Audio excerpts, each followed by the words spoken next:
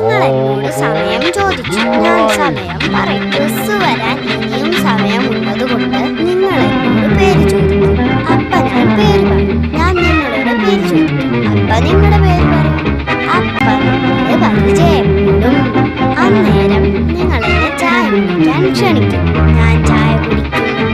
ചായ കുടിച്ച സ്ഥിതിക്ക് നിങ്ങൾ എന്റെ വീട് എവിടെയാണെന്ന് ചോദിക്കും. അപ്പൊ ഞാൻ എന്റെ അഡ്രസ് പറയും. ഒരു ദിവസം നിങ്ങൾ വീട്ടിൽ വരും. അപ്പൊ ഞാൻ കയറിയിരിക്കാൻ പറയും. അപ്പൊ നിങ്ങൾ എന്റെ ചേച്ചിയെ കാണും. ചേച്ചി സുന്ദരിയായതുകൊണ്ട് നിങ്ങൾക്ക് ചേച്ചിയെ ഇഷ്ടമാവും. അവളെ കല്യാണം കഴിക്കാൻ നിങ്ങൾ ആഗ്രഹിക്കുന്നു. എന്താ കുഴപ്പമെന്നോ? ഒരു വാച്ച് പോലും സ്വന്തമായി വാങ്ങാൻ കഴിയാത്ത തനിക്ക് എങ്ങനെയാണോ ഞാൻ എന്റെ പെങ്ങളെ കെട്ടിച്ചു?